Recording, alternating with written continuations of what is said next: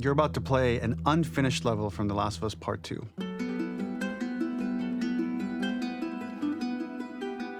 The reason we added this section is there are a few sequences, and we picked the 3 of the best ones, that we cut from the game. Often we build a game that's much bigger than what ends up being the final product. They were months away from being finished, but we wanted to give you an insight of what it's like when we built the game, because often we have this whole thing constructed and it doesn't have final art or audio or dialogue. And here you get to see the building blocks of what it's like when we first string a bunch of these levels together. This is the intro to the first deleted level, and this one is the roughest of the 3.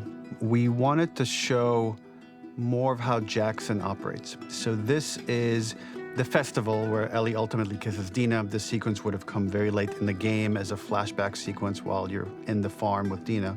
And we wanted to show what is the rest of Jackson doing, and wanted to put on the stick, make it interactive. So you could see when you're outside, there are all these almost like carnival games that you can play. You could mix drinks, you could play with these kids that are playing a sort of clicker Marco Polo, sit down and listen to conversations. And all the different interactions were first or second pass, very, very early passes. The building blocks are there, but nothing is final. And ultimately, while we were very excited by the sequence, it's pretty fun and lighthearted. It just slowed things too much as we're barreling towards the end of the story at this point.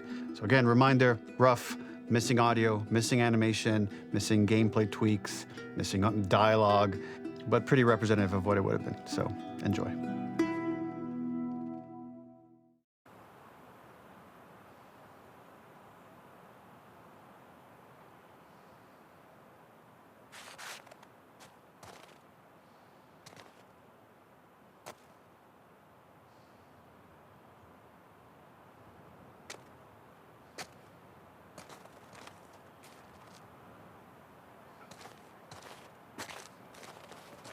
Originally, this level was going to transition us to farm.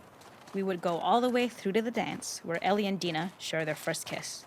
Then we would play through farm, and when Ellie plays the guitar at night, she would remember the Seth incident.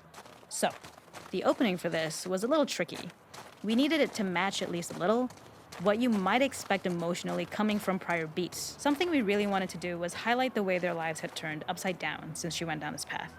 We had this idea of recontextualizing all of our usual gameplay mechanics that were designed for really violent ends. The workbench, door bashes, throwable weapons, and even the infected, which is my personal favorite.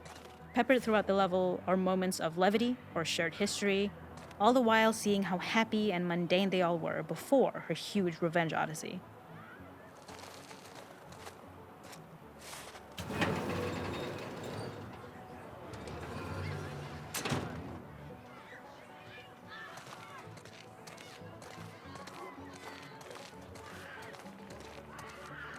It is not a festival without one of these throwing games.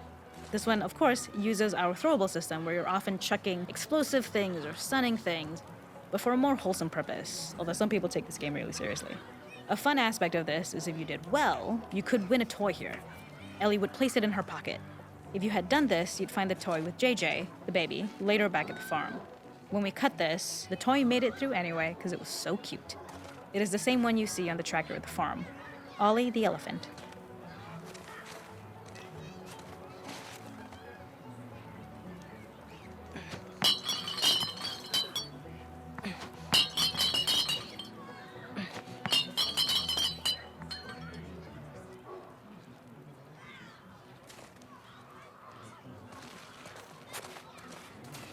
It is not a festival without one of these throwing games.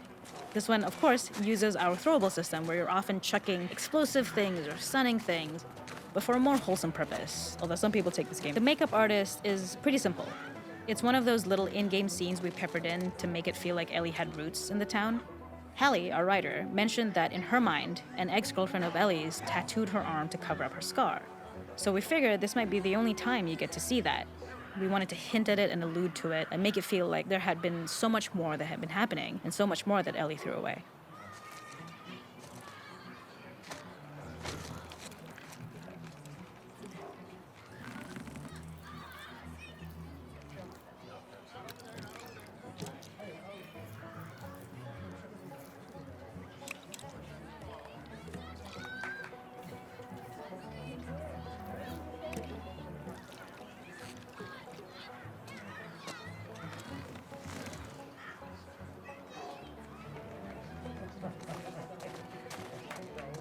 This is one of my favorite sections because I think that it achieves both the slice of life aspect of Jackson while also being a stark reminder of how dark the world that they live in really is. To attract attention and curiosity, one of the kids was supposed to make this adorable, messed up little clicker impression, and the others would giggle. We tried a version where if you got close enough, the kid might try and follow you a little before turning back. Since clickers are blind and move by echolocation, for this game of messed up tag, Ellie must close her eyes and listen for when the children give themselves away. The thought was that these kids are in relative safety. They still grow up with the dangers of clickers and runners, and all those lessons would embed themselves in the games that they play. When the festival got cut, they tried to preserve this moment and move it to the front of the game, where the snowball fight is, as a tutorial. However, being in the headspace of a clicker doesn't really teach you how to deal with them. Eventually, it evolved, and they instead made the snowball fight, which was, I think, way more effective. For me, it's character illuminating that not only does Ellie know this game, she plays along. There's a familiarity with the kids that's really nice to see, especially because it's such a difference from the Ellie we see later, who has a sort of hollow normalcy that she's trying to get with JJ, but kind of fails.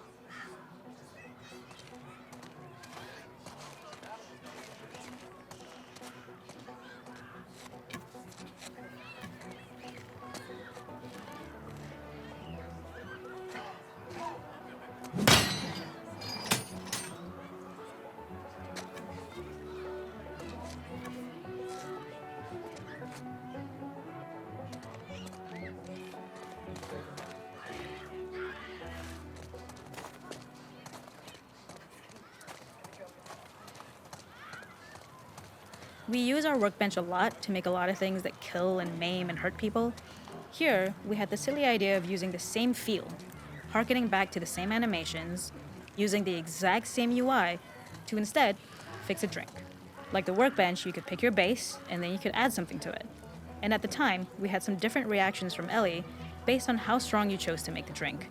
Something we wanted to prototype, though, before it got cut, was picking up some ingredients around to add, like a lime or maybe a bottle of someone's favorite whiskey or salt, like you were earning upgrades. We also toyed with having Ellie carry around the drink you made and occasionally sip it, psyching herself up to go talk to Dina inside because she's nervous. It got too noodly though, because she would need to keep placing it somewhere before she did anything, so it would have ended up more trouble than it was worth.